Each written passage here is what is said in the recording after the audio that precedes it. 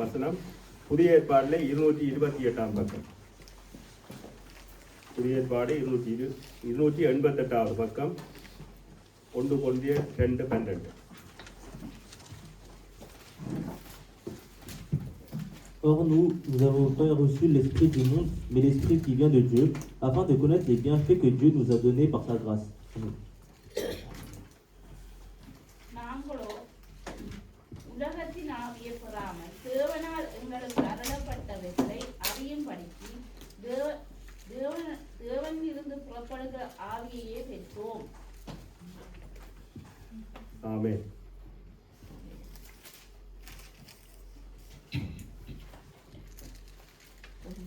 உலகத்தின் ஆவியை பெறாமல் தேவனால் எங்களுக்கு அருளப்பட்டிருக்கிற ஆவியை பட்டவைகளை அறியும்படிக்கு தேவனிலிருந்து புறப்படுகிற ஆவியை பெற்றோம். ஆமென்.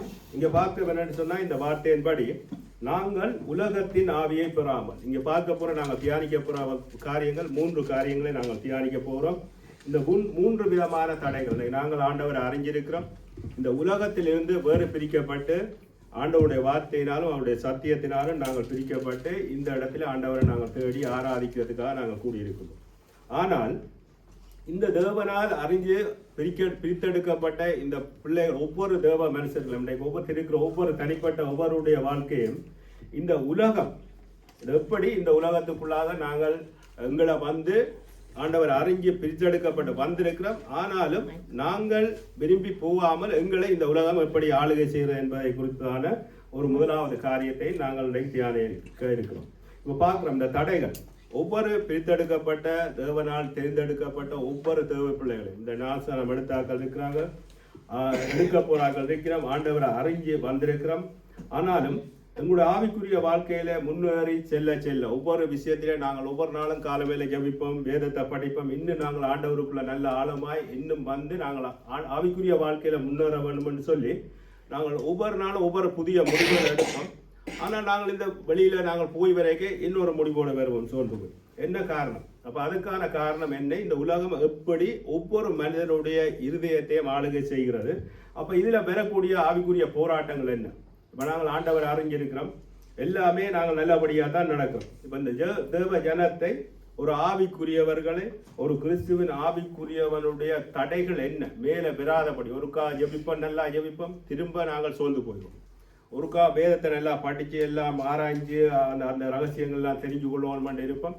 கொஞ்ச நாளையால திருப்பி அதை சோற போட்டுருவோம். காரணங்கள் என்ன? ஏன் இதை எங்களால் செய்ய முடியாமல் இருக்கிறது? இந்த தடைகள் என்ன? ஒவ்வொருவரும் நாங்கள் நினைக்கலாம் என்னன்னு சொன்னால், பிள்ளைகளை பெற்ற பெற்றோருக்குள்ள ஒரு பாரம் இருக்கும், எங்களை பிள்ளைகள் நல்ல ஆண்டவருக்குள்ள வரணும். அதாவது உலகத்திலிருந்து பிரித்தெடுக்கப்பட்ட ஆவிக்குரிய வாழ்க்கை வாழ்ற ஒவ்வொரு பெற்றோரும் நினைப்பாங்க, எங்களோட பிள்ளைகள் ஆண்டவருக்குள்ள நல்லா இருக்கணும், எதிர்காலம் நல்லா இருக்கணும், இவங்க நல்லா ஜெபிக்கணும், ஆண்டவருடைய பலத்துக்குள்ள அந்த பாதுகாப்புக்குள்ள இருக்க வேணும்னு சொல்லி எல்லாருமே நினைப்பாங்க. ஆனால் அது எந்த பிள்ளையுமே விட மாட்டாங்க. வெளியில போய் ஒவ்வொரு பிள்ளைகள், நாங்கள் ஒரு பெற்றோராக இருக்கலாம், பிள்ளைகளாக இருக்கலாம், முதிர்ந்தவர்களாக இருக்கலாம், யாரா இருந்தாலும் இந்த வெளியில நாங்கள் புகைக்குள்ள வந்து எந்த பிள்ளையுமே விட மாட்டாங்க. ஒரு கெட்ட வார்த்தை பேச மாட்டாங்க, எந்த ஒரு பாவம் செய்ய மாட்டாங்க. ஆனால் அந்த பாவம் எப்பவுமே வந்து அந்த காதுகளில் கேட்டுக்கொண்டே இருக்கும், கண்களால் பார்க்கக்கூடியதா இருக்கும், கேட்டுக்கொண்டே இருக்கும். ஆனா இதுக்குள்ள சம்பந்தம் இருக்காது. யாரென்றால் ஒரு வாரியம் பிள்ளையா இருந்தாலும் புகைக்குள்ள இவங்க செய்ய மாட்டாங்க, ஆனா அதை காணக்கூடியதாக இந்த உலகம் இருக்கு. அப்ப என்ன செய்ய வேணும்னு சொன்னால், அந்த அப்ப என்ன, அப்ப ஒரு கெட்ட வார்த்தை பேச மாட்டாங்க, ஆனா காதுல கேட்கும். இங்க எல்லாருக்குமே வந்து இப்ப நாங்கள் ஒரு பிரெஞ்சில் ஒரு சொல்ல பாடமாக்குறதா இருந்தாலும் அல்லது வேதத்திலே இந்த ஒரு வசனத்தை பாடமாக்குறோம்னா அது எவ்வளவு கஷ்டப்படுவோம். இல்லை ஒரு பிள்ளைகிட்ட சொன்னாலும் அந்த பிள்ளை ஒரு குலமா பாடமாக்கினாலும் அது மனதில் அடிக்காது. ஒரு சொல்லு நாங்கள் இங்கே பிரெஞ்சை படிக்கணும்னா ஒரு சொல்ல திருப்பி சொன்னாலும் அறுத்துறுத்த அழுத்தமா வராது. ஆனால் இந்த உலக பாவ காரியம் உடனே காதுக்குள்ளே ஏறும். வெளியில பூவைக்குள்ளே கதைப்பாங்க, அடுத்தவங்களும் கதைப்பாங்க, அது வீட்டை வந்தாலும் அது சிந்தனைகளை நிற்கும். என்ன ஒரு வேத வார்த்தை நிற்காது.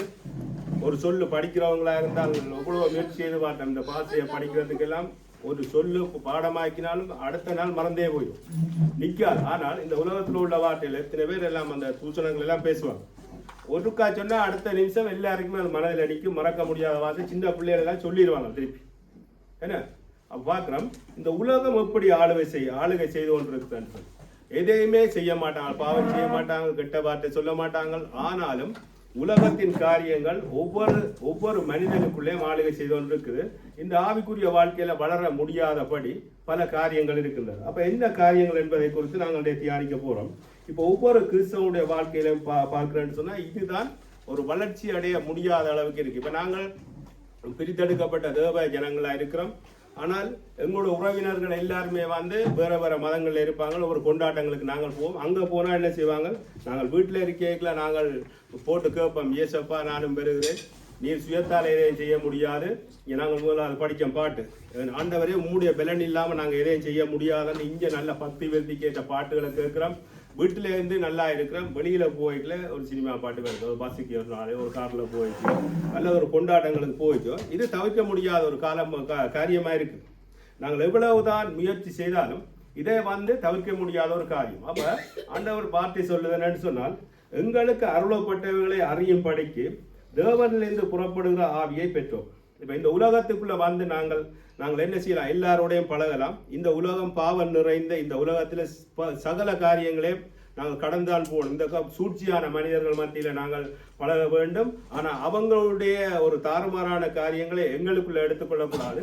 எங்களுக்குள்ள ஆண்டவர் அருளப்பட்டிருக்கிற காரியம் என்னன்னு சொன்னால், கர்த்தராகிய இயேசு கிறிஸ்துவினுடைய அன்பை இந்த உலகத்துக்கு நாங்கள் கொடுக்கத்தான் நாங்கள் தேர்ந்தெடுக்கப்பட்டிருக்கிறோம். அவருடைய பிள்ளைகளாக எங்களை ஆண்டவர் தெரிந்து கொண்டிருக்கிறார்.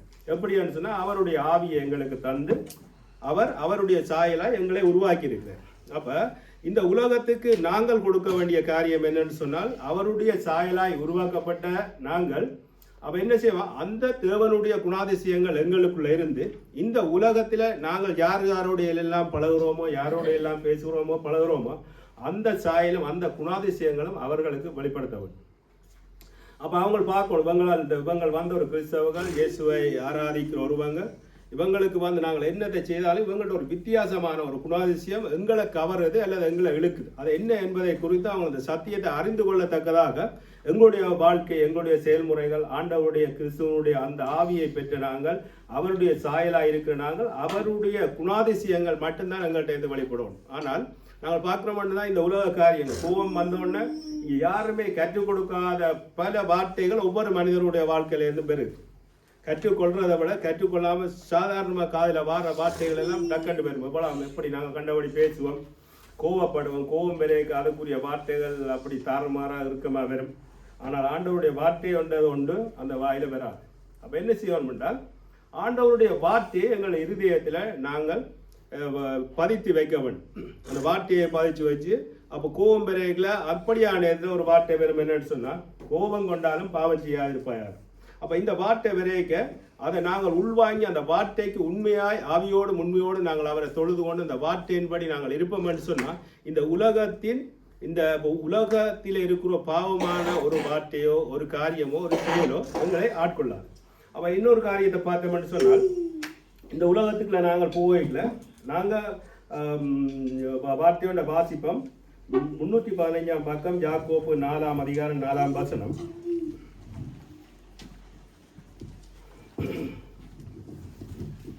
Adultères que vous êtes, ne savez-vous pas que l'amour pour tout le monde est synonyme de haine contre Dieu? Celui qui veut donc être l'ami du monde se fait l'ennemi de Dieu. உலக சிநேகிதம் தேவனுக்கு விரோதமான பகை என்று அறியீர்களா? ஆகையால் உலகத்துக்கு சிநேகிதனாய் இருக்க விரும்புகிறவன் தேவனுக்கு பகைஞனாகிறான். ஆகையால் உலகத்துக்கு சிநேகிதனாய் இருக்க விரும்புகிறவன் தேவனுக்கு பகையாளியாகிறான். அப்ப இங்க பாக்குறோம், உலக சிநேகம் தேவனுக்கு விரோதமான பகை. இப்ப உலக சிநேகம் என்று சொன்னால், இப்ப நாங்கள் வேறு பிரிக்கப்பட்ட கிறிஸ்தவர்களா இருக்கிறோம். ஆனால் நாங்கள் எங்களோட உறவினர்கள் இப்ப ஒரு வேற மதத்தை சேர்ந்தவர்களா இருந்தால் அவர்களோடு நாங்கள் பழகக்கூடாது என்பதில்லை. ஆனால் அவர்களுக்குள்ள உள்ள அந்த கிறிஸ்துவின் இந்த ஆவிக்குரிய காரியங்களுக்கு விரோதமான காரியங்களை நாங்கள் ஒத்து போகக்கூடாது.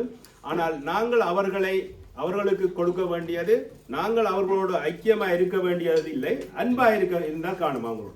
அதாவது ஐக்கியமா இருந்த அவர்களுடைய தேவனுக்கு விரோதமான செயல்களுக்கு நாங்கள் ஒத்து போகாமல், எங்களுடைய அன்பு கர்த்தருடைய ஆவியினாலே அவருடைய நாவின் சுவாசத்தினாலே உருவாக்கப்பட்டு நாங்கள் அவருடைய ஆவி அந்த ஒளியை பெற்ற நாங்கள் எங்களுடைய சுபாவங்கள் அன்பின் மூலமாக அவர்களுக்கு நாங்கள் வெளிப்படுத்தும் போது அவர்கள் ஆண்டவரை ஏற்றுக்கொள்ளக்கூடியதாக இருக்கும்.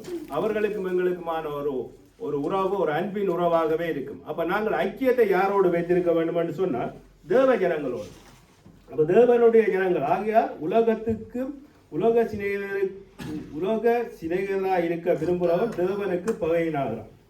அப்ப பார்க்கலாம், நாங்கள் உலகத்துக்கு சிநேகிதராக இருக்காமல் நாங்கள் தேவனுடைய பிள்ளைகளோடு சிநேகிதராக இருப்போம் என்று சொன்னால், ஒரு ஐக்கியத்தை வச்சிருப்போம் என்று சொன்னால், ஒரு ஆளுக்கு ஒரு சின்ன பிரச்சனை, ஒரு ஜெபந்த, ஒரு வருத்தம், வியாதி, ஏதாவது ஒரு இக்கட்டு இடைஞ்சல்கள் வரும்போது என்ன செய்வோம் என்று சொன்னால், தேவன் எங்களுக்கு சொல்லி இருக்கிறார், அந்த ஐக்கியம் தேவனுடைய ஐக்கியம் தேவ பிள்ளைகளோடு இருக்கும்போது அவர்களுக்கு நாங்கள் என்ன செய்யலாம், ஒரு பண உதவியை செய்ய யாராலே முடியாது. ஏனென்று சொன்னால் எல்லோருடைய வாழ்க்கையும் ஒரு கணக்கெல்லாம் போய்கொண்டிருக்கும். அப்ப நாங்கள் ஆண்டவர்கிட்டத்தான் உதவி கேட்கணும். எங்களால் முடியாத ஒரு மிகப்பெரிய ஒரு காரியத்தை கர்த்தரிடத்தை தான் உதவி கேட்கணும். எந்த மனிதர்களாலே முடியாத ஒரு காரியம் கர்த்தராகிய இயேசு கிறிஸ்து செய்கிறார். அவர் தான் ராஜாதி ராஜா, அவர் ஐஸ்வர்யவன். அப்ப நாங்கள் அவர்கிட்ட போய் ஆண்டவரே எங்களுக்கு ஒரு பிரச்சனை என்று சொல்லி நாங்கள் அவரை உண்மையாய் தேடி அவருடைய பாதத்திலிருந்து நாங்கள் ஒருவருக்காக பரிந்து பேசுவோமா இருந்தால், ஒரு ஜெபத்தை ஏறெடுப்போமா இருந்தால், நிச்சயமா ஆண்டவர் ஏதோ ஒரு காரியத்துல அவர்களுக்கான உதவியை செய்வார். எங்களுடைய தேவைகளையும் சந்திக்கப்படும். அப்ப தேவ ஜனத்தோட ஐக்கியமா இருக்கும் போது எங்களுடைய குறைகள் குற்றங்கள் என்னவென்று நாங்கள் ஒருவருக்கொருவர் கதைச்சு அதை நாங்கள் ஜெபத்தில் வச்சு ஆண்டவருடைய பெற்றுக்கொள்ளலாம்.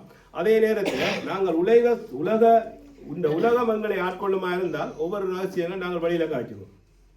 ஏன்னா அப்ப நீங்கள் நம்பி ஒரு விஷயத்தை ஒருவரோட கதைக்கும் போது அவர் என்ன செய்வாருன்னு சொன்னா, ஒரு உலக சிநேகத்தோட இருப்போமான்னு சொன்னா அந்த உலக சிநேகம் எங்களை ஆட்கொண்டிருக்குமான்றால் அந்த கதை போகும். அது பல விதமாக பெரிய அது மிகப்பெரிய போராட்டத்தை கொண்டு வந்துடும். ஆனால் தேவனுடைய அன்புக்குள்ள அவருடைய வார்த்தைகளை இருக்கிறோம்னா அதுக்கு இன்னும் ஒரு புத்தியை சொல்லி, அதுக்குரிய ஒரு தேவனுடைய அன்பை சொல்லி, ஆண்டவருடைய வார்த்தையை சொல்லி, அந்த வார்த்தை இன்னும் ஆண்டவருடைய ஐக்கியத்திலும் அது சமாதானத்தையும் உருவாக்கக்கூடியதா இருக்கும். அப்ப இங்க பார்க்கிறோம், நாங்கள் கற்றுக் கொடுக்காத அநேக காரியங்கள் இந்த உலகத்திலிருந்து ஒரு மனிதனை சிதறடிக்கக்கூடியதா இருக்கிறது. அப்ப நாங்கள் பிரித்தெடுக்கப்பட்ட நாங்கள் என்ன செய்ய வேண்டும் என்று சொன்னால், இந்த உலகத்துக்கு தேவனுடைய சத்தியத்தை, இந்த தேவனுக்கு அந்த உலகத்துக்கு சிலுவையினுடைய ஆண்டவர் கர்த்தராகிய இயேசு கிறிஸ்து இந்த சிலுவையில எவ்வளவு பாடுகளை பட்டு இந்த சிலுவையை பற்றி உபதேசத்தை நாங்கள் இந்த உலகத்துக்கு கொடுக்கக்கூடியவர்களா இருக்கிறோம். அப்ப இந்த வார்த்தைக்கு நாங்கள் உண்மையாக இருந்து இந்த வார்த்தையின்படி எங்களுடைய வாழ்க்கையை, எங்களுடைய இருதயத்தை நாங்கள் சரிப்படுத்தி ஆண்டவருடைய வார்த்தைக்கு முக்கியத்துவம் கொடுத்து இந்த வார்த்தை எங்களுடைய இருதயத்தில் இருக்குமா இருந்தால் இந்த உலகம் எங்களை மேற்கொள்ளாது. உலகம் என்றால் என்ன? இப்ப நாங்கள் இந்த உலகத்தில் இருக்கிறோம். உலகம் என்றால் உலக மக்கள், இந்த மக்கள் எல்லாம் சேர்ந்ததுதான் உலகம். அப்ப இந்த உலகத்தில் உள்ள உலக காரியம் யாரையும் மேற்கொள்ளாது. அப்ப வாலிபன் வார்த்தை சொல்லுது, வாலிபன் தனது வாழ்க்கையை எதனால் சரிப்படுத்துவான்னு சொன்னா ஆண்டவருடைய வார்த்தையினால் தான். ஒவ்வொரு வாலிப பிள்ளைகள் இலகுவாக இந்த வாலிப வயதுல பயம் இல்லாமல் எந்த ஒரு காரியத்தையும் துணிந்து செய்யக்கூடிய அளவுக்கு இந்த உலகம் தாராளமாக பாவ காரியங்கள், இந்த உலக சிநேகிதத்தின் மூலம் அநேகருடைய வாழ்க்கை அழிந்து போனதே காண்போம். இந்த வெளிநாடு வந்தவங்க என்ன செய்யறாங்கன்னு சொன்னா வேலை தேடி போவாங்க. இந்த உலக சிநேகிதம் ஆண்டவர் அறிஞ்ச பிள்ளைகள்கிட்ட போன ஆண்டவருடைய ஆலோசனையும் ஆண்டவருடைய அன்பும் அவருடைய அனுக்கிரம் அவருடைய வாழ்க்கை செழிப்பாய் மாறும். ஆண்டவர் அறியாதவங்கள்ட்ட போய் சேர்ந்து சிநேகிதங்கள் போய் என்ன செய்வாங்க, தேவையில்லாத பிரச்சனைகள், குடிப்பழக்கங்கள், கஞ்சாவுகள், அதுக்கு பிறகு சண்டை சச்சரவு, அதுக்கு பிறகு ஜெயில், இவங்களோட வாழ்க்கை வித்தியாசமா மாறி அதை திருப்பி சரிப்படுத்தி கொண்டு வரதுக்கு அது முடியாத காரியம். ஆனால் ஆண்டவருடைய பிள்ளைகளால் மட்டும்தான் இந்த ஒரு காரியத்தை செய்ய முடியும். ஆண்டவருடைய அன்பை வெளிப்படுத்தி அந்த வார்த்தையை எங்களுடைய இருதயத்தில் வைத்தால் மட்டும்தான் அந்த வார்த்தை மற்றவர்களுக்கும் அது மிகப்பெரிய பிரயோசனமாக இருந்து ஒரு ஆத்மாவை உயிரடைய செய்யத்தக்கதாக இருக்கும். ஆமே. அப்ப நாங்கள் என்ன செய்யணும்னா, இந்த உலகம் எங்களை மேற்கொள்ளாதபடி இந்த உலகத்தில் நாங்கள் தேவனுடைய அன்பை மட்டும் இந்த உலக ஜனங்களுக்கு சொல்லக்கூடியவர்களாக ஆண்டவருடைய வார்த்தையிலே நாங்கள் தேர்ந்தவர்களாக இருக்க வேண்டும். அப்பொழுது உலகம் எங்களை மேற்கொள்ளாது. ஆமே. அப்ப வசனம் சொல்லுது, மனுஷன் உலகம் முழுவதையும் ஆதாயப்படுத்தி கொண்டாலும் தன் ஜீவனை நஷ்டப்படுத்தினா அவனுக்கு என்ன லாபம்? அது யாருக்கு பொருந்தும்? கர்த்தருடைய வேதத்தை அறிந்து ஆண்டவரால் விடுதலையாக்கப்பட்டு ஞானஸ்நானம் எடுத்து ஆண்டவருடைய வார்த்தைக்குள்ள இருக்கிற ஒவ்வொருத்தருக்கும் இந்த வார்த்தை பொருந்தும். மற்றவர்களுக்கு தெரியாது, வார்த்தை தெரியாத ஆட்களுக்கு இந்த அர்த்தம் விளங்காது. ஆனால் நாங்கள் அறிஞ்சிருக்கிறோம். ஒவ்வொரு ஞாயிற்றுக்கிழமை பிரசங்கங்களை கேட்போம். எத்தனையோ காரியங்களை நாங்கள் வேதத்தினூடாக பாடல்களை பாடுவோம், எத்தனையோ பிரசங்கங்களை கேட்டிருப்போம். ஆனால் மனுஷன் உலகம் முழுவதையும் ஆதாயப்படுத்தி கொண்டாலும் தன் ஜீவனை நஷ்டப்படுத்தினால் அவனுக்கு என்ன லாபம் என்ன என்று கேட்டால் அது கிறிஸ்துவை அறிந்த கிறிஸ்துவின் ரத்தத்தால் விடுதலையாக்கப்பட்ட ஒவ்வொருத்தருக்கும் தான் அது விளங்கும். அப்ப அந்த விடுதலையாக்கப்பட்ட ஒவ்வொருத்தரும் எதை ஆதாயப்படுத்துவதால் தன்னுடைய ஜீவனை ஆதாயப்படுத்தி கொள்ள வேண்டும். அதை தன் ஜீவனை நட்டப்படுத்தினா அதில் ஒரு ஆதாயம் இல்லை. எவ்வளவு நாள் தான் கஷ்டப்பட்டு ஆண்டவருக்குள்ள தேடி ஒவ்வொரு ஞாயிறு நாங்கள் ஆராதனைக்கு போய் வேதத்தை படித்து பைபிளை படித்து நாங்கள் எவ்வளோ தான தர்மம் செய்தாலும் எங்களுடைய ஜீவன் இந்த உலகத்துக்கு ஒத்து போய் நட்டப்படுத்துவோம்னு சொன்னால் அதில் எந்த பிரயோசனமும் இல்லை. அப்போ பவுல் சொல்கிறார் என்னன்னு சொன்னால், நல்ல ஓட்டத்தை ஓடினேன், ஜீவ கிரீடத்தை பெற்றுக்கொண்டேன் சொல்லி அந்த நிச்சயம் எங்களுக்குள்ள இருக்கக்கூடியதாக எங்களுடைய கிறிஸ்தவ வாழ்க்கை அப்படி ஒரு பலனுள்ள வாழ்க்கையாக ஒவ்வொருத்தரும் இருக்க வேண்டும். மிக கடினமான காரியம் தான் இந்த உலகத்தை ஜெயித்து அப்படி ஒரு சொல்ற அளவுக்கு ஒரு மனுஷன் வாழ்றதுன்றது மிக கடினமான வாழ்க்கை. ஆனால் ஆண்டவருடைய வார்த்தையின்படி உண்மையாய் அவருடைய வார்த்தைக்கு உண்மையாய் இருப்போம் என்று சொன்னால் இலகுவான காரியம். இல்லையென்று சொன்னால் அந்த உலகத்தும் பாதி கிறிஸ்தவம் பாதி என்று இருப்போம் என்று சொன்னால் எங்களால் ரெண்டு விஷயத்தையும் வாழலாம். ரெண்டு விஷயத்திலையும் உள்ளம் குத்தப்பட்ட ஒரு வாழ்க்கையாக தான் இருக்கு. பாவம் செய்யக்கும் பிளவிடைக்கும் தெரியும் இப்படின்னு சொல்லி பிள்ளையன்று தெரியும். ஆனால் ரெண்டு விதத்திலையும் வாழாமல் ரெண்டு தோணில காலை வச்சு நடுவில் விழுந்து உயிரை விடுற ஒரு காரியமாகத்தான் இருக்கு. ஆகவேதான் உலக சிநேகிதம் ஆண்டவருக்கு பிரியமில்லாத காரியம் என்று சொல்லப்படுது. அப்போ இங்கே பார்க்குறோம், உலக சிநேகத்தால் உலகத்தை நேசித்து தன்னுடைய ஜீவனை இழந்த ஒருவரை நாங்கள் உதாரணத்தை பார்ப்போம்னு சொன்னால் லோத்தின் மனைவி. அவங்க என்ன செய்யறாங்க, இந்த சோதோம் குமரா விட்டு ஆண்டவர் சொல்றார், நீ நேரடியாக இந்த இடத்தை விட்டு வெளியில போ, இந்த இடம் அழிக்கப்பட போகுது, இது தேவனுக்கு பிரியமான காரியம் இல்லை, இங்க பெரிய அநியாயங்கள் துன்பங்கள் துயரங்கள் ஆண்டவர் பிரியமில்லாத அத்தனை காரியங்கள் நடக்கிற இந்த இடத்தை விட்டு இங்க வெளியில போங்க, இந்த இடத்தை அழிக்க போகணும்னு ஆண்டவர் சொல்றார். அப்ப லோத்தின் மனைவி என்ன செய்யறான்னு சொன்னா, அந்த உலக ஆசை வீட்டில் உள்ள சட்டிவானிகள் பெரிய பீரோவல் கபட்டுகள் அதுகளுக்குள்ள இருக்கிற பெரிய பெரிய பொருள்கள் அல்லது அந்த ஆசை அந்த உலக ஆசை விடையில என்னன்னு சொன்னா ஆண்டவர் சொல்றார், உன்னை விடுதலையாக்கி உனக்கு ஜீவனை தர நான் வல்லமை உள்ளவராக இருக்கு, உன்னை தப்பு வைக்கிறது அவன் இந்த இடத்துக்கு நீ வான்னு சொல்ல அந்த சொல்ல அவங்களால கேட்க முடியாம போயிடுச்சு. ஏன்னு சொன்னா உலக ஆசை அவர்களை அந்த லோத்தினுடைய மனைவியை அந்த உலக ஆசையை அவ பற்றி கொண்டு போய்க்கு ஒருக்கா திரும்பி பார்த்துட்டு போவோம், கடைசியா இருந்த இடத்தை திரும்பி பார்க்க அவ உப்பு தூணா போயிடும். அவ அந்த கதை அதோடய முடிஞ்சு. ஆனால் ஆண்டவர் வார்த்தையை ஒவ்வொரு காரியத்தையும் மனம் திரும்பி ஆண்டவர் தன் பக்கமாக தன்னுடைய வார்த்தைக்குள்ளாக இருக்கும்படி ஒவ்வொரு மனுஷருக்கும் ஆண்டவருடைய வார்த்தை வரும்போது நாங்கள் ஒவ்வொருத்தரும் நானா இருந்தாலும் இங்கே இருக்கிற சின்ன பிள்ளைகள் வாலிபர்கள் குடும்ப தலைவிகள் இந்த எல்லாரும் யாரா இருந்தாலும் ஆண்டவருடைய வார்த்தை எங்களுக்கு இந்த உலகத்திலிருந்து வேறு பிரிக்கப்பட்டவன் என்று சொல்லி அந்த வார்த்தையை எங்களை உணர்த்தி அந்த வார்த்தைக்குள்ள நாங்கள் இருக்கும்போது ஆண்டவரை சரியா நாங்கள் பற்றி கொள்வோமா இருந்தால் இந்த இருதயத்தை ஆண்டவருக்கு முழுவதுமாக ஒப்பு கொடுப்போம் என்று சொன்னால் இந்த இருதயத்தை ஆண்டவர் பரிசுத்தப்படுத்துவார். என்னன்னு சொன்னா எங்களால முடியாது சுயத்தால். நாங்கள் அடுத்த விஷயத்துல நாங்கள் பார்ப்போம் அது என்ன காரியம் அடுத்தன்னு சொல்லி. அப்ப இந்த இருதயம் தான் முதலாவது. இருதயம் மகா திருக்குள்ளதும் கேடு உள்ளதுமா இருக்கிறது. இதிலிருந்து நாங்கள் ஒரு மனுஷன் பேசிக்கொண்டிருக்கீங்களே நாங்கள் உடனே எங்களுடைய இருதயத்தில் ஓட்டம் ஓடிக்கொண்டிருக்கோம். இதுக்கு என்ன செய்யலாம், நான் ஒரு நல்ல முன்னேற்றத்துக்கான ஒரு வழியை நான் செய்ய வேணும்னு சொல்லிக்க இன்னொரு மனிதனோட கதை கேட்க அவன் என்ன செய்வான்னு சொன்னா இதை எப்படி கெடுக்கலாம்ன்ற ஒரு ஐடியா அங்க வந்துடும். இருதயத்திலேருந்து தோன்றும் அந்த நினைவுகள் என்ன. அப்ப தேவனை அறிந்து தேவனுடைய வார்த்தை அந்த இருதயத்தில் இருக்குமா இருந்தால் இந்த இருதயத்திலிருந்து பரிசுத்தமான சுத்த நினைவுகள் வெளியில வரும். இல்லைன்னு சொன்னால் அதை கெடுக்கணும். எப்ப கெடுக்கலாம், எப்ப தலையை அடிச்சு கவுக்கலாம், நல்லா இருக்கக்கூடாது அப்படி என்ற ஒரு எண்ணம் ஒரு மனிதனுக்குள்ள வந்துடும். அந்த இருதயத்திலிருந்து வலிக்கிற மிகப்பெரிய திருக்கான அழுக்கான குணங்கள். ஆகவே உலகத்திலிருந்து வேறு பிரிக்கப்பட்ட ஒவ்வொரு தேவ மனிதனையும் இந்த உலகம் தேவனிடத்திலிருந்து பிரிப்பதற்கு எத்தனையோ காரியங்கள் எவ்வளவோ காரியங்கள் நன்மையாய் தெரியும், அத்தனையும் தீமையாக முடியும். அப்ப ஆண்டவருடைய வார்த்தையினால் மட்டும்தான் இந்த உலகத்திலிருந்து ஒரு மனிதனை பிரித்தெடுத்து ஒரு நல்ல ஜீவ தண்ணீர் உள்ள நதி ஓடக்கூடிய ஒரு இருதயமாய் மாற்றக்கூடிய இந்த உலகத்திலிருந்து பிரித்தெடுக்கக்கூடிய ஒரு வார்த்தை கர்த்தராகிய இயேசு கிறிஸ்துவால் முடியும். ஆமே. நாங்கள் அடுத்த ஒரு காரியத்தை பார்ப்போம். அடுத்த 2வது காரியத்தை நாங்கள் வாசிப்போம். கலாத்தியர் 2ஆம் அதிகாரம் 20ஆம் வசனம் 159ஆம் பக்கம் புதிய ஏற்பாடு.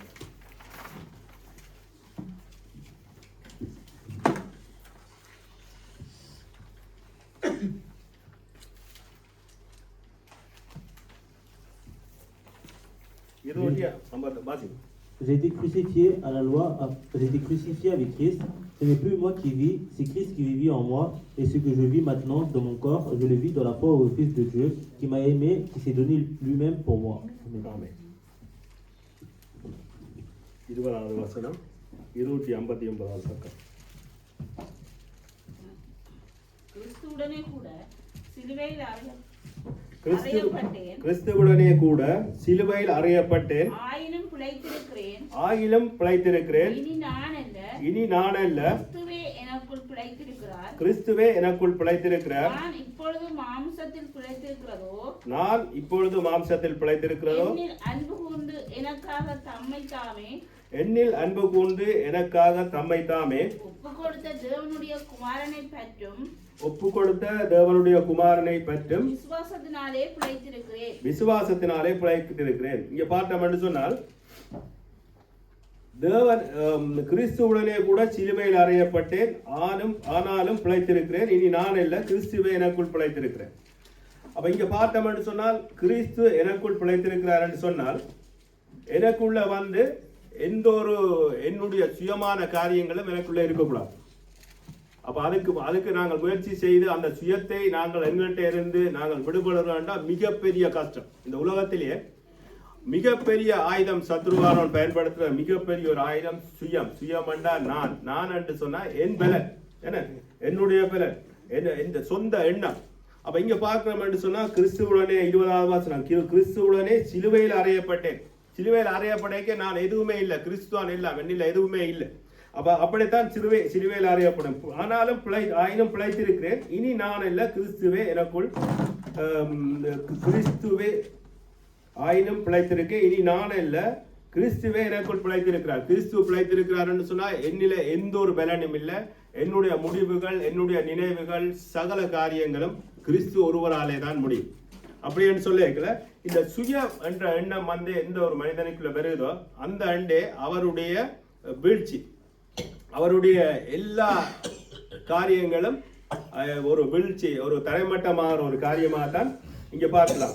அப்ப சுயம் என்ற ஆவி ஒரு மனிதனுக்குள்ள பிடித்து விட்டுதான்னு சொன்னா அவர் வந்து ஒரு கிறிஸ்தவனாய், ஒரு ஆவிக்குரியவனாய், ஒரு ஞானஸ்நானம் எடுத்தவனாய், பாவத்துக்கு மரித்து நீதிக்கு பிழைத்த ஒரு மனுஷனாய் இருந்தாலும் அந்த நான் என்ற எண்ணம் எந்த மனுஷருக்குள்ள வருகிறதோ அந்த மனுஷரால ஒரு கிறிஸ்துவின் மேன்மையை அடைய முடியாது, அந்த மனிதரால ஒரு மேன்மையை அடைய முடியாது. ஏன்னு சொன்னா நான் என்று மாம்சத்துல உயர்ந்து போய் ஒரு நாள் அது அப்படியே வெளுத்தும். நாங்கள் எங்களுடைய வாழ்க்கையில அநேக மனிதர்களை நாங்கள் பார்த்திருக்கிறோம். அது தேவ மனிதர்களா இருக்கலாம், உலக மனிதர்களா இருக்கலாம், உலகத்துல மிக பெரும் தலைவர்களா இருக்கலாம், அல்லது உயர்ந்த நாடுகளா கூட இருக்கலாம், யுத்தம் நடந்து கொண்டிருக்கிற நாடுகளா கூட இருக்கலாம். என்னாலதான் முடியும், நான் ஒரு அடி அடிக்க எல்லாம் சரியாண்டு நினைக்கிற ஒரு வல்லரசாக கூட இருக்கலாம். ஒரு சின்ன நாட்டுட்டு அடி வாங்கி அது தோற்று போகக்கூடிய சூழ்நிலை இருக்கும். ஏனென்று சொன்னால் பெருமை. அப்ப நான் என்னில எதுவுமே இல்லை, எல்லாம் கிறிஸ்துவே என்று சொல்லி எங்களுடைய முழு இருதயத்தின் எண்ணங்களையும் நாங்கள் ஆண்டவர் பக்கமாக விடுவோமான்னு சொன்னால் ஆண்டவர் அதுக்கு மேலால எங்களை உயர்த்த வல்லமையாக இருக்கிறார். இப்ப நாங்கள் வேதத்திலிருந்து நாங்கள் 2 மனிதர்களை பார்க்கலாம். மத்தேயுல இருக்கு. ஒரு ஆயக்காரனும் ஒரு பரிசேயனும் போய் ஆண்டவர்கிட்ட ஜெபிக்கிறாங்க. இந்த பரிசேயன் போய் என்ன செய்யறான்னு சொன்ன, ஆண்டவரே நான் நல்லா தசமாக கொடுக்குறேன், காணிக்க கொடுக்குறேன், நான் எத்தனை 5 நேரம் தொழுகிறேன், எல்லாமே செய்கிறேன், இந்த ஆயக்காரனை போல இல்லை, இவனை போல இல்லை. அவ இங்க பாக்குறோம் என்னன்னு சொன்னா இங்கே பெருமை, இவனை போல இல்லை, இவன் என்ன விட குறைஞ்சவன் என்று சொல்லி இன்னொரு மனிதன் 2 பேரையால் தேவனால தெரிந்து கொள்ளப்பட்டவன், 2 பேருக்கும் கர்த்தருடைய ஆவி கொடுக்கப்பட்டிருக்கு. அவர் தன் நாவின் சுவாசத்தினாலே உருவாக்கப்பட்ட ஒவ்வொரு மனுஷனும் ஒருவனை தாழ்த்த இன்னொரு மனிதனுக்கு அந்த உரிமை இல்லை. அந்த சுயநலமான அந்த முடிவு எந்த மனுஷனும் எடுக்க கூடாது. ஏன்னு சொன்னா 2 பேருக்கும் தேவன் ஒருவர் மாத்திரமே. அப்ப அவன் என்ன சொல்றான், மற்றவனை இவன் இப்படி செய்யறான், இவன் இதால செய்யறதால இவனை விட நான் உயர்ந்தவன் அப்படின்னு சொல்லி இவர் அறிக்கை செய்தார். ஆனால் அந்த ஆயக்காரன் என்ன செய்யறான், அவன் தன்னை தாழ்த்துறான். போய் ஆண்டவரே நான் பாவிதான், உண்மை தேட முடியாத அளவுக்கு நான் பெரிய கொடுமை உள்ளவன், பாவி. அப்ப பாவி என்ன, நான் இந்த உண்மை தேடி முகத்தை பார்க்க கூட நான் அந்த அளவுக்கு கூட என்ன தகுதி இல்லை. அப்ப எவ்வளவுக்கு அவன் தன்னை தாழ்த்துவான். தன்னை தாழ்த்துறவன் உயர்த்தப்படுவான், தன்னை உயர்த்தி பெருமைப்படுகிறவன் தாழ்த்தப்படுவான். ஆண்டவர் அதைத்தான் சொல்றார். நாங்கள் கிறிஸ்துவனுடைய சிலுவையில் அடிக்கப்பட்டோம் என்று சொன்னால் எங்கள்கிட்ட அந்த சுயம் இருக்காது. அப்ப இங்க யாரும் இல்லை, ஆனால் அப்படிப்பட்டவர்கள் இல்லை. வார்த்தை, ஆண்டவருடைய வார்த்தையை தான் எங்களுக்குள்ள. நாங்கள் எந்த சூழ்நிலையில நாங்கள் இன்றைக்கு இருக்கிற நிலையை விட்டு நாங்கள் எப்படிப்பட்ட ஒரு உயர்வான சூழ்நிலைக்கு வந்தாலும் நான் என்ற சுயம் இருக்கக்கூடாது. எங்களுக்கு எல்லாத்துக்கும் மேலே எங்களை உயர்த்தவும் தாழ்த்தவும் ஒரு தேவன் இருக்கிறார், அவரால் மட்டும்தான் முடியும். இந்த இடத்துல நாங்கள் ஒரு வார்த்தையை பேசுறதுனா அது அவருடைய கிருபையும் அவருடைய சித்தம் இல்லைன்னா எங்களோட வாயை திறந்து ஒரு வார்த்தையை பேச முடியாது. ஏன்னா வெறாது. என்று சொன்னால் ஆண்டவர் நினைத்தால் எதையும் செய்ய முடியும். அதால் தான் நான் மனுஷன், என்னில எதுவுமே இல்லை, மண்ணிலால் உருவாக்கப்பட்ட மனுஷன் திரும்பி மண்ணுக்கே திரும்புவார். அப்போ மண் தான் முடிஞ்சது. எவ்வளோ பேர் புகழ் எவ்வளோ தலைவர்களாக இருந்தாலும் ஒரு உயிர் போயிட்டுன்னா பிறகு அது மண்ணுக்கு தான் சொந்தம். அதில் பெருமை பாராட்டுறதுக்கு எதுவுமே இல்லை. அப்போ நான் என்ற சுயநலம் எந்த ஒரு மனிதர்களுக்குள்ளேயும், குறிப்பாக நாங்கள் ஆண்டவரை ஏற்றுக்கொண்ட தேவனுடைய பிள்ளைகளுக்கு அது இருக்கக்கூடாது. தேவனுடைய பிள்ளைகளால் அன்பை மட்டும்தான் இந்த உலகத்துக்கும் மற்றவர்களுக்கும் கொடுக்கக்கூடியவர்களாக, அது தேவனுடைய பரிசுத்த அன்பு. அப்போ அன்பில் பலவிதமான அன்பு இருக்கு. ஆனால் ஆண்டவருடைய கர்த்தருடைய சித்தமான அன்பை மட்டும்தான் வெளிப்படுத்த வேண்டும். அப்போதான் ஆண்டவர் எங்களை உயர்த்தி எங்களை பெரிய ஒரு காரியங்களை செய்யத்தக்கதாக ஆண்டவர் எங்களுடைய வாழ்க்கையை உயர்த்துவார். அப்போ சுயமாக இருக்கிற இந்த பரிசேயரை போல நாங்கள் பக்திமானா இருந்தாலும், சிலருடைய வாழ்க்கையில் நாங்கள் எவ்வளவுதான் பக்திமானா இருந்தாலும் நாங்கள் எல்லாம் செய்யலாம். இன்றைக்கு நாங்கள் பல காரியங்களை நாங்கள் பார்த்துருக்கிறோம். நீங்கள் அறிஞ்சிருப்பீங்கள், பார்த்துருப்பீங்கள். ஒரு ஊழியக்காரனாக இருந்தாலும் யாராக இருந்தாலும் வரங்களை ஆண்டவர் கொடுத்தாலும் அந்த வரத்துக்கு ஏற்ற தாழ்மை ஆண்டவருடைய பாதத்தில் இருக்க வேண்டும். அப்போ ஒருவேளை நாங்கள் நினைக்கலாம், ஆண்டவர் அவர் நினைத்தால் மட்டும் அவருடைய ஒரு மனிதனுடைய தாழ்மைக்கும் அவனுடைய ஆண்டவரை தேடுற அந்த தேடலுக்கும் தன்னை ஒப்பு கொடுப்புக்கும் அந்த இருதயத்தின் நினைவுகள் ஆண்டவருக்கு பிரியமா இருக்கும் போதுதான் ஆண்டவர் வல்லமை, வரங்கள், வசதிகள் எல்லாவற்றையும் கொடுப்பார். அப்ப ஆண்டவர் எங்களை வசதிகளை, வரங்களை, வல்லமைகளை, எங்களுக்கு வந்து நல்ல வீடு வாசல், எங்களுக்கு நல்ல வாகனங்கள், வசதிகளை தரும்போது நாங்கள் அந்த அளவுக்கு ஆண்டவருடைய பாதத்தில் தாழ்மை உள்ளவர்களாக இருந்து இன்னும் ஆண்டவருக்கு உண்மையுள்ளவர்களாக இருப்போம்னு சொன்னால் எங்களை அவர் அவ்வளவு அதிக உச்சத்துக்கு உயர்த்துவார். ஆமே. அப்ப நாங்கள் அதுக்கு பெருமைப்பட்டு இல்லட்ட இது இருக்கு அப்படி இருப்போம்னு சொன்னா ஏதோ ஒரு சந்தர்ப்பத்தில் எல்லாம் வடிபட்டு ஒன்றுமே இல்லாம போய். நான் பலரை பார்த்திருக்கிறேன், நீங்கள் பார்த்திருப்பீங்கள், அநேக காரியங்கள் நீங்கள் கண்கள் கூட பார்த்திருப்பீங்க. ஏன்னா ஆண்டவர் எங்களுக்கு ஒரு வரத்தை தருவாருன்னு சொன்ன இந்த இடத்துல என்ன ஆண்டவர் வார்த்தையை சொல்ல, ஆண்டவர் என்ன இந்த இடத்தை வச்சிருக்கிறாருன்னா ஆண்டவர் தந்த ஒரு வரம். இதுக்காக நான் ஒரு பேச்சாளர் என்று சொல்லி நான் பெருமைப்படுவனா இருந்தால் இந்த இடத்திலேயே இந்த கதை முடிஞ்சு. அப்படி பல காரியங்களை நாங்கள் பார்த்திருக்கிறோம். ஆண்டவருக்காக ஆண்டவர் தருகிற ஒவ்வொரு தாளந்துக்கும் மிக மிக நன்றி உள்ளவர்களாக உள்ளத்தின் ஆழத்திலே இந்த நன்றி செலுத்தி நாங்கள் எவ்வளவு தாழ்மையா எங்களை நாங்கள் ஆண்டவருக்கு முன்பாக விட்டுக் கொடுக்கிறோமோ, ஆண்டவர் இன்றைக்கு இருக்கிற தாழ்மையிலேருந்து உங்களை உயர்த்தி நீங்கள் நினைக்கிற காரியங்களுக்கு மேலாக உங்களை நன்மையாய் மாற்ற வல்லவராய் இருக்கிறார். என்னையும் உங்களை ஆமே. பார்க்கிறோம், கிறிஸ்துவுடனே கூட சிலுவையில் அறையப்பட்டேன், ஆயினும் பிழைத்திருக்கிறேன், இனி நான் இல்லை, என்னில் எதுவுமே இல்லை. நாங்கள் தனிப்பட்ட ஒவ்வொருத்தரும் நாங்கள் ஆண்டவரை சொல்ல வேண்டிய ஒரு நன்றி உள்ள வார்த்தை என்று சொன்னால், ஆண்டவரே நான் என்னில் எதுவுமே இல்லை, நான் பிழைத்திருக்கிறேன், நான் இப்பொழுது மாம்சத்தில் பிழைத்திருக்கிறதோ என்னில் அன்பு கொண்டு எனக்காக தம்மை தாமே ஒப்பு கொடுத்த தேவனுடைய குமாரனை பற்றி விசுவாசத்தினாலே பிழைத்திருக்கிறேன். அந்த ஆண்டவரை விசுவாசத்தினால்தான் நாங்கள் பிழைக்க முடியும். பிழைத்திருக்கிறா இனியும் நாங்கள் பிழைப்பதற்கு அவரால் மட்டும்தான் முடியும். தாவீது சொல்றார், தாவீது அவருடைய வாழ்க்கையிலே சிறுவதில இருந்தே தாவீது பட்ட துன்பங்கள், போராட்டங்கள் அநேகம். ஆனாலும் ஒரு கட்டத்துக்கு வந்துட்டார், அந்த துன்பங்கள்ல இருந்து வெளியில வந்துட்டார். ஆனால் அவர் ஆண்டவரை மறக்கல. ஆண்டவரோட பாதுகாத்து கொண்ட அத்தனை காரியங்களை மறக்காம என்ன சொல்றாருன்னு சொன்னால், ஆண்டவர் என் வெளிச்சத்தை என் விளக்கை ஏற்றுவீர். அவர் என்ன சொன்னா, அவரை கொலை செய்ய தேடின சவுல் ராஜாவுக்கு தப்பி வந்துட்டார். வேதத்தை படிக்க ஒவ்வொருத்தருக்கும் விளங்கும். அவருக்கான எதிரிகள் எல்லாரையும் வென்று வந்துட்டார், அதுல ஜெயங்கொண்டு வந்துட்டார். அவருக்கு எதிராக எழுப்பின அவருடைய பிள்ளைகள்கிட்ட இருந்து அவர் தப்பி ஜெயங்கொண்டு வந்துட்டார்.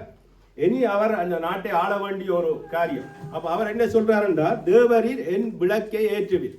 இன்றைக்கு நாங்கள் பலவிதமான போராட்டங்கள்ல இருக்கலாம், இருந்து வெளியில வந்திருக்கலாம். இப்போ எங்களுக்குள்ள எவ்வளவு போராட்டங்கள், வெளியில சொல்ல முடியாத போராட்டங்கள், பொருளாதார பிரச்சனைகள், இந்த நாட்டில் தேவையான காரியங்கள் அநேகம் இருக்கலாம். ஆனால் கர்த்தரை சார்ந்திருக்க வேண்டும். தாவீதினுடைய ஒரு உதாரணத்துக்கு தான் சொல்றேன், என் விளக்கை ஏற்றுவீர் என்ற ஒரு நம்பிக்கையான ஒரு விசுவாசமான அறிக்கை. ஆண்டவர் இதை செய்வார் எனக்கு. அப்ப எங்களுக்கும் நாங்கள் எப்படிப்பட்ட ஒரு போராட்டமான சூழ்நிலையில் எங்களுடைய தேவைகள் என்னவா இருந்தாலும் நிச்சயமாக ஆண்டவர் செய்வார் என்ற அந்த விசுவாசம் எங்களுக்குள்ள இருக்க வேண்டும். நாங்கள் எங்களுடைய சுயமான முடிவு இல்லை, கர்த்தர் பக்கமாக சார்ந்திருக்க வேண்டும். நிச்சயமாக அவரால் மட்டும்தான் முடியும். எந்த மனிதராலே, எந்த அரசாங்கத்தாலே, யாராலே முடியாது. கர்த்தர் ஒருவரால தான் முடியும். தாவீதை போல நிச்சயமாக எங்களுடைய வாழ்க்கையில என்னென்ன காரியங்களை கர்த்தர் ஒளியேற்ற வேண்டுமோ, எங்களுடைய தேவைகள் என்ன என்பதை அறிந்திருக்கிறார். அவருடைய பாதத்தில் எங்களுடைய காரியங்களை நாங்கள் வைத்து, ஆண்டவரே நீர் என் விளக்கை ஏற்றுவீர், எனக்கு இன்னென்ன காரியங்கள், இன்னென்ன தேவை இருக்கு, இவ்வளவு பிரச்சனை இருக்கு, எனக்கு தேவை. நான் சந்தோஷம் இல்லாமல் இருக்க, நிம்மதி இல்லாமல் இருக்க, எனக்கு இந்த ஒரு காரியத்தால் என்ன மனம் அழுத்தமாக இருக்கு, மன உளைச்சலாக இருக்கு, இது எனக்கு தேவை, இது நல்லா இருந்தால் நான் சந்தோஷமா இருப்பேன். அப்படி ஒரு எதிர்பார்ப்போடு இன்றைக்கு இருக்கிற ஒவ்வொரு உள்ளங்களை நோக்கி ஆண்டவருடைய வார்த்தை வருகிறது. தாவீது சொல்றார், கர்த்தர் என் விளக்கை ஏற்றுவார். நிச்சயமாக ஆண்டவர் ஏற்றுவார். அந்த எதிர்பார்ப்பு நாங்கள் அப்படி ஆண்டவருடைய பாதத்திலேருந்து, ஆண்டவரை நீர் என் விளக்கை ஏற்றுவார். அந்த விளக்கு என்ன, தேவப்பர் அந்த ஒளி என்ன, அந்த வெளிச்சம் என்னன்றது தனித்தனிப்பட்ட ஒவ்வொருவருக்கும் தான் தெரியும். நிச்சயமாக தாவீது கேட்டது போல அந்த விசுவாச அறிக்கை, அவர் தண்ணில சாய்ந்திருக்கல, ஆண்டவர்ல சாய்ந்திருக்கு சொன்ன வார்த்தை, என் விளக்கை ஏற்றுவி, என் இருளை வெளிச்சமாக்கி. இன்றைக்கு உங்களோட இருதயங்களில் இருக்கக்கூடிய இருள் என்ன, அது கர்த்தரால மட்டும்தான் முடியும். கர்த்தர் பக்கமாக, கர்த்தரா இயேசு கிறிஸ்துவின் சிலுவை அண்டை நீங்கள் போய் முழுவதுமாக அவருக்குள் பிழைத்திருக்கிற நாங்கள், ஆண்டவரே இனியும் நடக்க போற என் இருள் வெளிச்சமாக உம்மால மட்டும்தான் முடியும் என்று சொல்லி நாங்கள் ஆண்டவர் பக்கமாக சாய்ந்திருந்து விசுவாசத்தோடு நாங்கள் எதிர்பார்த்திருப்போம் என்று சொன்னால் நிச்சயமா கர்த்தர் உங்களோட இருளை வெளிச்சமாக்க வல்லவராக இருக்கிறார். அப்ப விசுவாசிக்க வேண்டும். அந்த விசுவாசம் தான் வாழ்க்கை, கிறிஸ்தவ வாழ்க்கை விசுவாசம். ஆண்டவர் பிரியமாய் நடக்க வேண்டும். எங்களுடைய இருதயம் அவருக்கு பரிசுத்தமாக இருக்கும் என்று சொன்னால் அவர் எங்கள் இருதயத்தில் வாசம் செய்ய வல்லமை உள்ளவராக இருக்கிறார். ஆமே, அதான் ஆண்டவர் கேட்கிற, உன் இருதயத்தை எனக்கு தான் சொல்லி. ஏன்னு சொன்னா இந்த இருதயம் ஒருவருக்குமே உதவாது. நாங்க செத்த மண்டா எல்லாம் மண்ணோட மண்ணா போயிடும். இதை இன்னொரு ஆளு கொண்டு குடுப்பம் பண்ண இந்த இதயத்தில் இருக்கிறத இன்னொரு அரைக்கக்கூடியதா இருந்தா காரி துப்புவாங்க. என்னடா இப்படி ஒரு நல்லா நேர்வுள்ள மனுஷனா இருக்க, அஞ்சத்துக்கு உதவாது. ஒரு விலப்படாம இல்லாது ஒன்றுக்கும் எனக்கு வேண்டாம், எந்த இதயமே காணும் என்ற அளவில் நாங்கள் முடிவெடுப்போம். ஏன்னா அப்படி திருக்கும் மகா கேடு உள்ளதுமா. அப்ப இதை அறியக்கூடிய அந்த இதை யாருக்கு இருக்குன்னு சொன்னால், அறியக்கூடிய அறிவு யாருக்கு இருக்குன்னு சொன்னால், நீதிமொழிகள் ஒரு வரும் சொல்லு, மனுஷனுடைய ஆவி கர்த்தர் தந்த தீபமா இருக்கிறது, அது இருதயத்தில் உள்ளதெல்லாம் ஆராய்ந்து பார்க்கணும். உள்ளத்தில் உள்ளது, இருதயத்தில் உள்ளதெல்லாம் ஆராய்ந்து பார்க்கணும். அப்ப எங்களுக்கு தெரியும் நாங்கள் எப்படிப்பட்ட ஆக்கலன்ட்டு எங்களுக்கு தெரியும். இன்னொரு தான் அறியல, அதை பார்க்க மூத்த பார்க்கல நல்லா தான் இருக்காங்க. ஆனா உள்ளே இருந்து வாரது ஒட்டுதற்கு உதவாது. அந்த இருதயத்தை தான் ஆண்டவர் கேட்கிறார். சுயமா நீ ஒன்றும் செய்ய தேவையில்லை, உன்னுடைய இருதயத்தை எனக்குத்தான். அந்த இருதயத்தை பரிசுத்தப்படுத்தி அதை நல்லா சுத்தப்படுத்தி ஆண்டவர் என்ன செய்ய, அதுல இருந்து ஜீவ தண்ணீர் உள்ள நதிகள் பாயக்கூடிய அளவுக்கு நல்ல சுத்தமாக்கி தருவார். அப்ப என்ன செய்வோம், நாங்கள் அந்த இருதயத்தை கொடுக்குறது அவர்கிட்ட கொடுத்துட்டோம்னா மாத்திடுவேன். எங்களாலேயே தாங்க முடியாம இருக்குது நாங்கள் செய்யற சில காரியங்கள். அப்ப இன்னொருத்தருக்கு உதவாது. ஆண்டவர் கேட்கிறார், அப்படிப்பட்ட ஊத்த இருதயத்தை ஆண்டவர் கேட்கிறார், எனக்குத்தான். நான் பரிசுத்தப்படி அதுல இருந்து ஜீவ தண்ணீர் உள்ள நதிகள் பாயும், அதை குடிக்கிறவனுக்கு எல்லாம் உயிர் கிடைக்கும். என்ன, அப்ப நாங்கள் போய் இன்னும் அப்படி ஒரு ஜீவநதி பாயிருந்தாண்டா எங்களை பார்த்து எத்தனை பேர் ஆண்டவரை ஏற்றுக்கொள்வாங்க. உங்களோட வாழ்க்கை அவ்வளவு பரிசுத்தமா உண்மையா இருக்குமென்னு சொன்னா நாங்கள் ஒன்றும் சொல்ல தேவையில்லை, தேடி வருவாங்க. எப்படி இந்த சந்தோஷம் இவ்வளவுக்கு ஒரு நல்லவங்களா இருக்கிறீங்களா, எப்படி அங்க ஆண்டவர் உள்ள இருக்கிற அந்த இருதயத்தை தான் அவர் இருப்பார். பரிசுத்த ஆவியானவருடைய இருதயத்தில் குடியிருக்கும் போது எங்களுடைய இருதயத்தில இருந்து வர்றது எல்லாம் நல்லா தான் இருக்கு. இல்லையோ நாங்கள் சுயத்தில் இருப்போம்னு சொன்னா இந்த இருதயம் ஒருத்தருக்கும் உதவாது. மண்ணோட மண்ணா போறதுக்கு தான் அது சரி. அப்ப எங்களுடைய இருதயத்தை நாங்கள் காத்துக்கொண்டு ஆண்டவருக்கு பிரியமா இருப்போம்னு சொன்னா மிகப்பெரிய ஒரு சந்தோஷத்தை ஆண்டவர் தர வல்லமை உள்ளவராக இருக்கு. நானும் சரி இந்த வார்த்தையை சொல்றேன், நானா இருந்தாலும் எனக்கும் தான் இந்த வார்த்தை இருபுறமும் கருக்குள்ள பட்டியம். வார்த்தையை ஆயத்தப்படுத்த எனக்கு தெரியும் இங்க என்ன திருக்கு இருக்கு, நான் என்ன செய்யறேன், எனக்கு என்னன்றதை தெரியும். அப்ப ரெண்டு பக்கமும் பேசல நானும் அதை சரிப்படுத்தி கொள்ளத்தான் இருக்கிறேன். ஒருத்தனுமே இந்த உலகத்துல நான் வார்த்தையை சொல்லுகிற ஒவ்வொருத்தராக இருந்தாலும் அவங்க நீதிமான் உத்தமன் சொல்ல முடியாது. ஆனா உத்தமன் நீதிமான் ஆக்குறவர் கர்த்தர். அவரோட வார்த்தைக்கு எங்களை இருதயத்தை கொடுக்க வேண்டும். ஆமே, அப்ப பார்த்தோம்னு சொன்னா சுயம் நான் நான் நான் நான் என்று சொல்லி எந்த மனுஷன் சொல்றாங்களோ அவர்கள் அவருடைய வீழ்ச்சியின் ஆரம்பம். இன்றைக்கு உலக வல்லரசுகள் எல்லாம் நாங்கள் பார்க்கலாம். இந்த ஈரான் சண்டைகள் எல்லாம் நடக்குது. நான் என்று எலும்புகள்லாம் அடி வாங்கி என்ன செய்யறேன்னு தெரியாம இருக்கிறாங்க. என்ன அரசியல் வேண்டாம், ஆனால் உதாரணத்துக்கு தான். அப்ப எப்பவுமே ஒருத்தன் நான் நானண்டோ நிக்கிறார். ஏனென்று சொன்னால் எல்லாத்துக்கும் மேல ஒரு தேவ சக்தி இருக்கு. அப்ப பெரிய பல பலவான்கள் என்ன செய்வாங்கன்னு சொன்னா, கோலியாத்தை பார்த்தோம்னு சொன்னா 40 நாள் இஸ்ரவேல் ஜனங்களை நிந்திச்சு கொண்டிருக்கிற சுயம் நான். அப்ப அங்க என்ன சுயம்னா சொந்த எண்ணம் என்ன ஒரு தரம் அசைக்கலான்னு நிற்கிற 40 நாளா பயந்து போய் நிற்கிறாங்க. சவுல் ராஜா நடுங்குறாரு. அவ்வளவு பயம். ராஜா எவ்வளவு ரைனிங் எடுத்து இத்தனை பட்டயத்தை தூக்கினவர் நடுங்குறார். ஆனால் தாவீது போனார், கர்த்தர் என்னோட இருக்கிறார், நான் இல்லை எனக்குள்ள இருக்கிறவர், இஸ்ரவேலை நிந்திக்கிற சேனைகளுடைய கர்த்தர் என்னோட இருக்கிறார். அந்த பலன், அந்த துணிவு, அந்த விசுவாசம் எங்களுக்குள்ள பெறவன். எங்களுக்கு இருக்கான எந்த பிரச்சனையை நாங்கள் மேற்கொள்றதுக்கும் அந்த உறுதி எங்களுக்குள்ள இருக்குமா என்றால், அந்த விசுவாசம் அசைக்க முடியாத விசுவாசம் இருக்குமா என்றால் எந்த சத்துருவாலும் மேற்கொள்ள முடியாது, எந்த கோலியாத்தாலும் மேற்கொள்ள முடியாது. ஆமே, அந்த அப்படிப்பட்ட ஒரு விசுவாசத்தை தான் கர்த்தர் உங்கள்கிட்ட எதிர்பார்க்கிறார். அப்போதான் நம்பிக்கைக்கு அடுத்த சொல்யூஷன் இல்லை, அடுத்த ஒரு வார்த்தை இல்லை, அடுத்த இவனை ஏமாற்றக்கூடாது ஆண்டவரை என்ன அவ்வளவுக்கு என்ன நம்பி இருக்கிற ஒரு பிள்ளை ஏமாறக்கூடாது. ஒரு பிள்ளை எங்காட்ட பெத்த பிள்ளை கேட்க மாட்டோம், அந்த பிள்ளைக்கு நாங்கள் கொடுத்தே தீரும். என்ன செய்தாவது அதை நாங்கள் நிறைவேற்ற எங்களால் முடியும். என்ன அப்படி என்றால் எங்களை உருவாக்கின தேவனால முடியாத காரியம் ஒன்றும் இல்லை. அப்போ நாங்கள் எங்களோட சுயபலத்தில் நாங்கள் ஓடணுமெண்டா விழுந்து ஓடுவோம். முதலாவது பாட்டு நல்லா இந்த வார்த்தைக்கு ஏற்ற மாதிரி அந்த பாட்டு என்னோட பேசி கொண்டு வந்து என்ன சுயத்தால் ஒன்றுமே செய்யலாம். நான் ஓடினாலும் முடியாது, கால் பலத்தால் தோளில் தூக்கி வச்சு கொண்டு ஓடினாலும் முடியாது, தடக்கப்பட்டு விழுந்துடும், இல்லைன்னா நாரி முறிஞ்சிடும். என்ன அங்கே பார்த்தேன் சுயத்தை வெறுக்க பரிசுத்த ஆவியானவர்களுக்கு உதவி செய்யணும். ஆண்டவருடைய பலன் பண்ணு ஓட முடியாது. சுயத்தால் ஓடினவன்னா கால் பிரட்டி விழும், எங்கேயாவது ஏதாவது செய்ய எலும்பு உடை எல்லாரும் உழுக்கும். அப்போ தேவனுடைய பலன் மட்டும்தான் எங்களை ஆளுகை செய்யும்.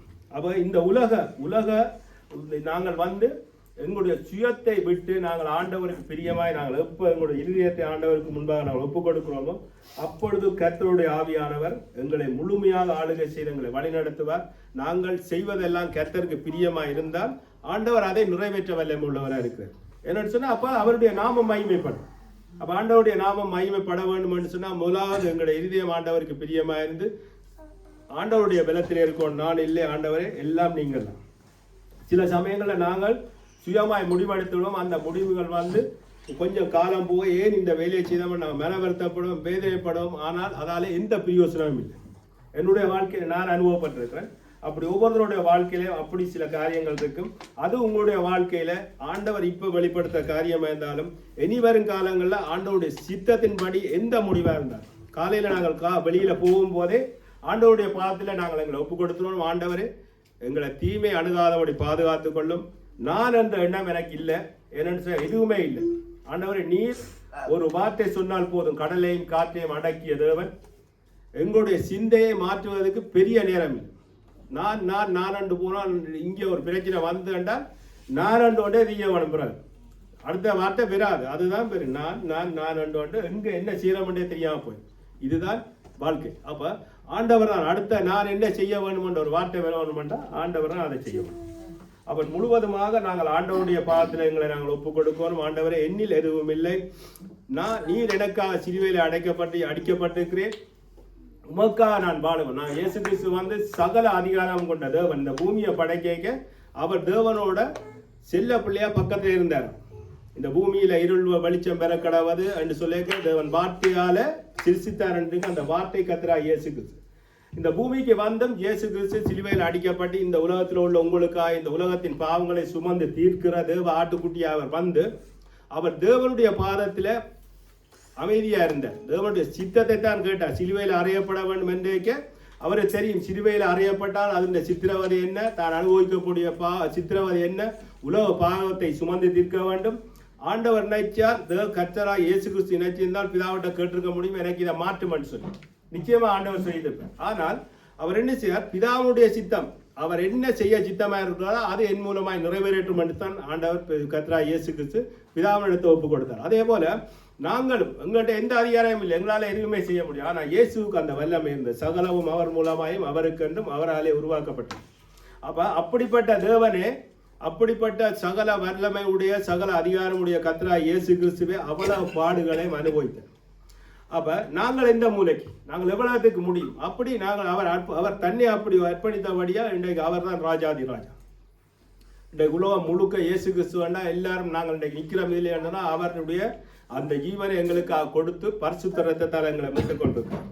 அப்ப நாங்கள் இயேசுவை போல நாங்கள் அவரைத்தான் நாங்கள் உதாரணமா பார்க்கணும். இயேசு எவ்வளவுக்கு மரண பரியந்தம் உயிர்த்தெழும் வரை கர்த்தருடைய பாதத்துல கூட இருந்து நான் என்ற எண்ணம் இல்லாமல் அவருடைய சுயத்தை விட்டு சிலுவையில் அடிக்கப்பட்டு இயேசு கிறிஸ்து பிதாவினுடைய சித்தத்தை செய்தாரோ அதே போல நாங்களும் ஆண்டவருடைய சித்தம் என்னவோ அதன்படி எங்களுடைய வாழ்க்கை அமையட்டும், எதுவா இருந்தாலும் நடக்கட்டும் என்று சொல்லி காலையில நாங்கள் வெளியில போகும்போதே எங்களுடைய ஜெபம் அதுவா இருக்கணும். ஆண்டவரே போய் பெறுமட்டாக நீங்கள் பார்த்துக்கொள்ள வேண்டும். பிள்ளைகளை ஜபிச்சு விடைக்கு அப்படி ஜபிச்சு விடுங்க. நீங்கள் ஒவ்வொருத்தரும் போய்க்க செய்யுங்க.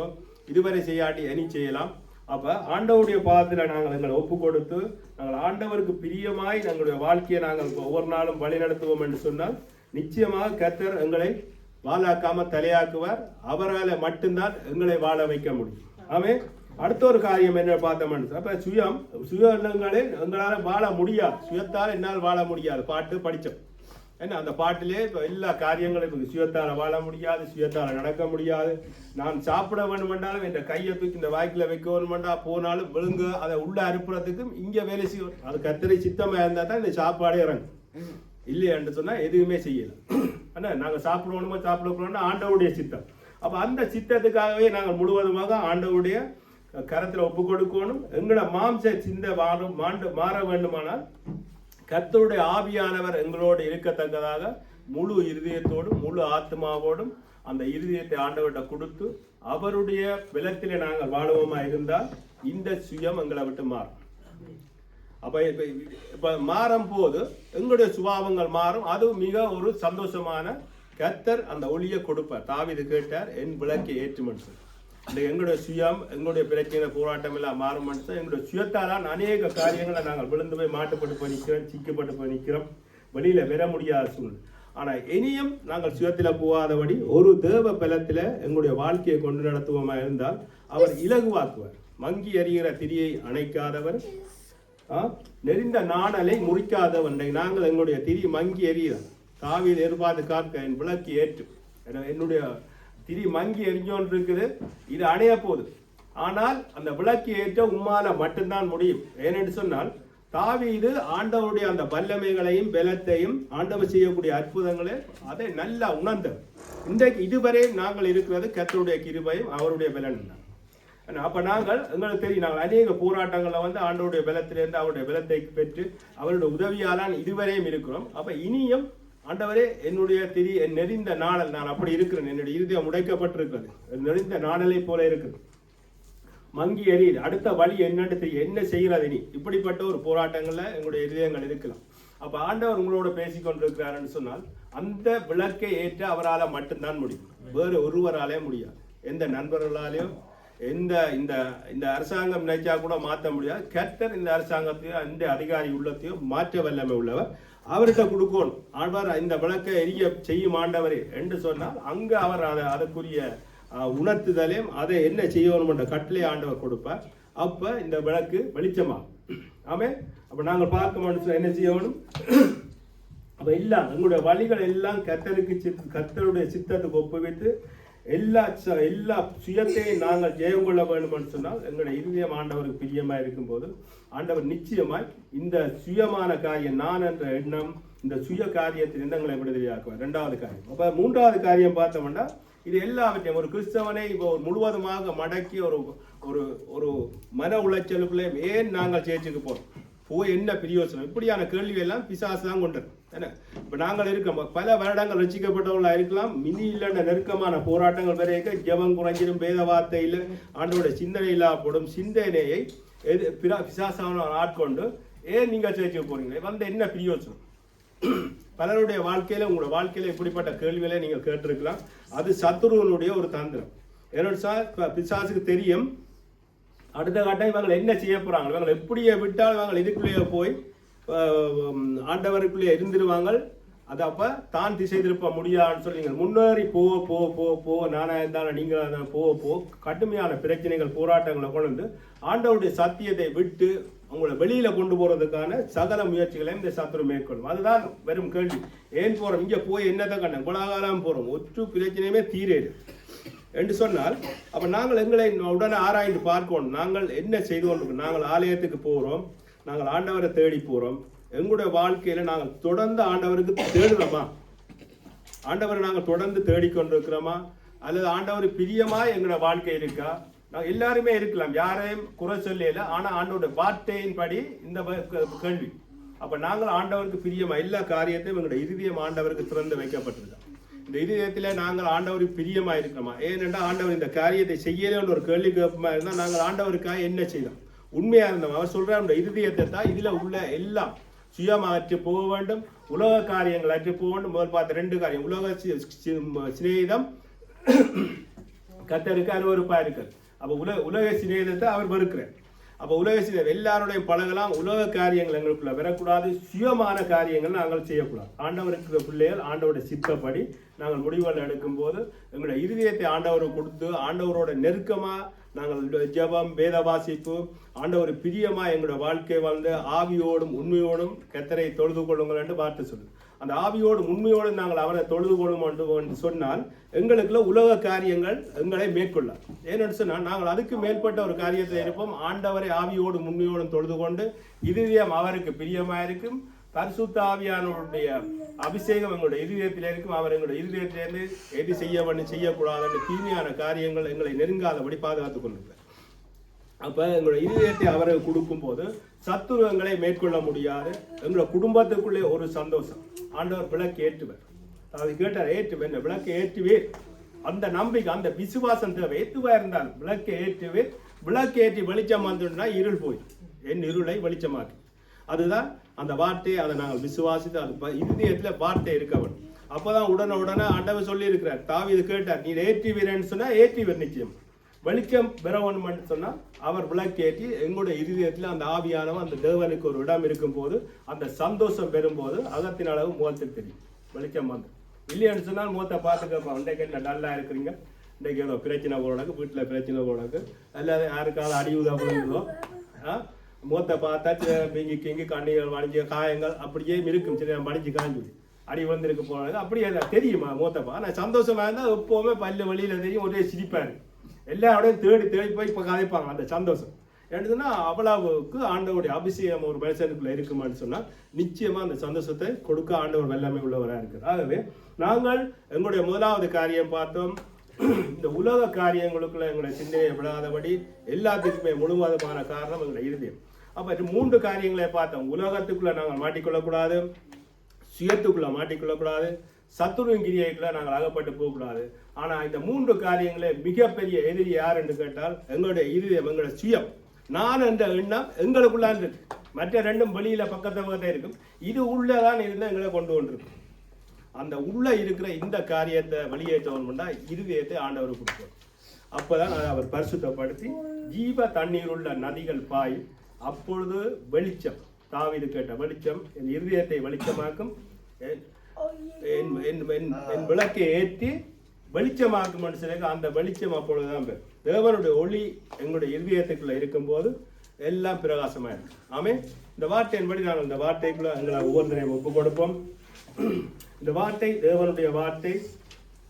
ஆண்டவர் இந்த வார்த்தையின்படி, இந்த கேட்ட வார்த்தையின்படி எங்கள் இருதயத்தை முதலாவது நாங்கள் ஆண்டவருக்கு கொடுக்கும் போது எங்களை எந்த தீமையும், எந்த சத்துருவின் கிரியைகளும், எந்த மாம்சத்தின் கிரியைகளும், எந்த இச்சைகளும், எங்களுடைய நான் என்ற சுயம் எங்களை விட்டு போகும். என்னன்னு சொன்னால் அது இருதயத்திலிருந்து அந்த மகா கேடுல திருக்கான குணங்களும் குணாதிசயங்களும் செயல்களும் வெளிப்படுகிறது. இந்த இருதயத்தை நாங்கள் ஆண்டவருக்கு ஒப்பு கொடுப்போம். அப்ப ஆண்டவருக்கு இந்த இருதயத்தை ஒப்பு கொடுக்கும் போது கர்த்தருடைய ஆவியானவர் முழுமையாக என்னோடும் உங்களோடும் இடைப்படுவார். அப்ப ஆண்டவருடைய வார்த்தை எங்களோடு பேசும். ஒரு வசனம் கடைசியா வாசிச்சு அந்த வசனத்தை வாசிச்சுட்டு நாங்கள் முடிப்போம். யோவான் 7ஆம் அதிகாரம் 38ஆம் வசனம்.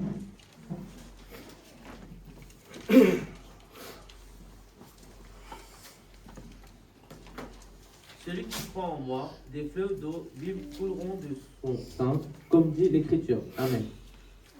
Amen. யோவான் 37ஆம் அதிகாரம் வேத வாக்கியம் சொல்லுகிறபடி